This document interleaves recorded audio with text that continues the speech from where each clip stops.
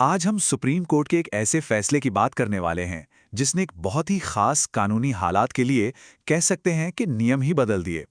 ये कहानी है न्याय की, सबूत की और किसी की आज़ादी के बीच के एक बहुत ही नाजुक बैलेंस की। जरा एक सिचुएशन सोचिए। एक मर्डर का ट्रायल चल रहा है और गवाह कटघरे में आकर ये कहते हैं कि जो असली मुजरिम हैं उनमें से कुछ तो यहाँ कोर्ट में मौजूद ही नहीं है। इसी एक सवाल से एक बहुत ही असाधारण कानूनी ड्रामा शुरू होता है जिसे हम आज समझने वाले हैं। तो चलिए अब सीधे इस केस की गहराइयों में उतरते हैं। ये सब कुछ शुरू हुआ दिल्ली मार्केट पुलिस स्टेशन के केस नंबर 46 से। बात है साल 2018 की। एक हत्या होती है। मृतक के पिता की शिकायत पर एक एफआईआर दर्ज होती है जिसमें कुल 9 लोगों का नाम लिखा जाता है। यहां तक तो सब कुछ बिल्कुल सीधा साधा लगता है ना, जैसे कोई भी आम क्रिमिनल केस होता है। लेकिन यहीं से कहानी में एक अजीब सा मोड़ आता है। पुलिस अपनी जांच पूरी करती है और जब चार्जशीट फाइल करने की बारी आती है तो उसमें सिर्फ 3 लोगों को ही आरोपी बनाया जाता है।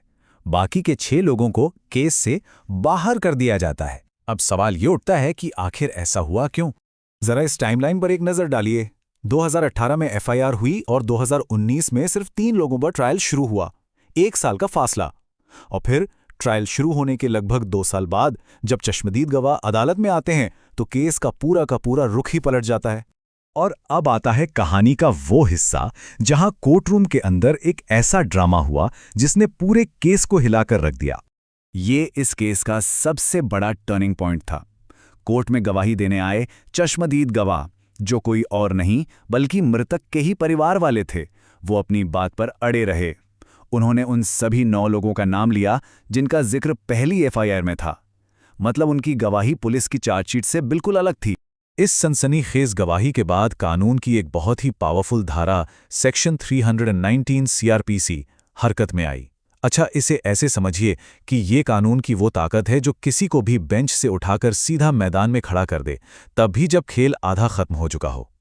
यानी कोर्ट को ये अधिकार है कि अगर नए सबूत सामने आएं तो वो किसी को भी कभी भी ट्रायल के बीच में बुलाकर आरोपी बना सकती है। तो ट्रायल कोर्ट ने गवाहों के बयानों को बहुत गंभीरता से लिया। पुलिस ने जिन 6 लोगों को छोड़ दिया था उनमें से 3 को कोर्ट ने वापस ट्रायल का सामना करने के लिए समन भेज दिया। बाकी 3 लोग अभी भी केस से बाहर ही रहे। यहां से मामला और भी ज्यादा पेचीदा हो गया। सिचुएशन एक ही थी पर अंजाम 2 बिल्कुल अलग अलग हुए और यही पहेली इस केस को सीधा सुप्रीम कोर्ट तक ले गई। अब देखिए ये कितना दिलचस्प है। कोर्ट ने जिन 3 लोगों को वापस बुलाया था उनमें से एक एमडी इमरान को तो गिरफ्तार कर लिया गया और हाई कोर्ट ने उसे जमानत देने से भी साफ मना कर दिया। और दूसरी तरफ जो बाकी 2 थे, एमडी शमशेर और एमडी अरशद, उन्हें हाई कोर्ट से ही एंटिसिपेटरी बेल यानी अग्रिम जमानत मिल गई। इसका मतलब पुलिस उन्हें गिरफ्तार ही नहीं कर पाई। और बस यहीं से 2 अपीलें सुप्रीम कोर्ट पहुंची। एक एमडी इमरान की अपनी जमानत के लिए और दूसरी सरकार की बाकी दोनों की जमानत को रद्द करवाने के लिए। तो अब सुप्रीम कोर्ट के सामने एक बहुत बड़ा और बुनियादी सवाल था कि जब किसी को चलते ट्रायल के बीच में आरोपी बनाया जाता है तो उसे जमानत देने का पैमाना यानी स्टैंडर्ड क्या होना चाहिए? क्या वो आम आरोपियों जैसा ही होगा या फिर कुछ अलग? अब हम इस पूरे विश्लेषण के सबसे जरूरी हिस्से पर आते हैं। सुप्रीम कोर्ट का वो ऐतिहासिक फैसला जिसने इस सवाल का जवाब कह सकते हैं कि हमेशा के लिए तय कर दिया। सुप्रीम कोर्ट ने एक नया स्टैंडर्ड सेट किया। उन्होंने कहा कि ऐसे मामलों में जमानत का पैमाना आम मामलों से कहीं ज्यादा सख्त होगा।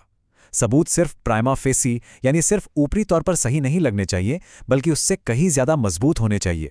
इतने मजबूत कि अगर उन्हें झूठा साबित ना किया जा सके तो सजा होना लगभग तय हो। ये न्याय की तराजू पर एक बहुत बड़ा वजन रखने जैसा था। तो ये मजबूत और ठोस सबूत का टेस्ट आखिर है क्या? सुप्रीम कोर्ट ने इसे और साफ किया।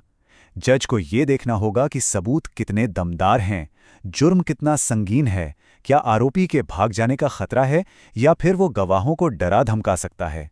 इन सब कसौटियों पर तौलने के बाद ही जमानत पर कोई फैसला होगा। इस फर्क को समझना बहुत जरूरी है। देखिए, जब ट्रायल शुरू होता है तो किसी आरोपी के खिलाफ बस एक प्राइमा फेसी केस चाहिए होता है, यानी शक की सुई घूमना ही काफी है।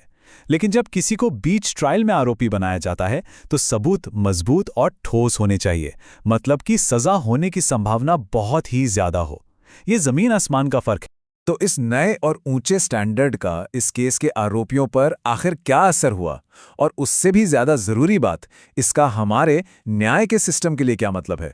सुप्रीम कोर्ट ने अपने ही बनाए इस नए टेस्ट को इस केस पर लागू किया और नतीजा, एमडी इमरान जो जेल में था उसे जमानत मिल गई और एमडी शमशेर और एमडी अरशद जिन्हें पहले से एंटीसिपेटरी बेल मिली हुई थी, उनकी जमानत भी बरकरार रखी गई। यानी तीनों को इस सख्त टेस्ट के आधार पर राहत मिली। तो इसका निचोड़ क्या है? ये फैसला बहुत मायने रखता है क्योंकि ये किसी भी व्यक्ति की आज़ादी की रक्षा करता है। ये पक्का करता है कि किसी को भी सिर्फ शक की बुनियाद पर बिना ठोस सबूत के एक चलते हुए ट्रायल के बीच में नहीं घसीटा जा सकता। ये एक तरह से अभियोजन की शक्ति और व्यक्ति की स्वतंत्रता के बीच एक बहुत ज़रूरी संतुलन बनाता है। और आखिर में ये फैसला हमें एक बड़े सवाल के साथ छोड़ जाता है कि जब एक मुकदमे के बीच में सच्चाई एक नया दरवाज़ा खोलती है, तो हमारा न्याय का सिस्टम ये कैसे तय करे कि इंसाफ की तलाश में किसी की आज़ादी दांव पर ना लग जाए। ये निष्पक्षता और प्रक्रिया को अंतिम रूप देने के बीच एक कभी ना खत्म होने वाली कश्मकश है।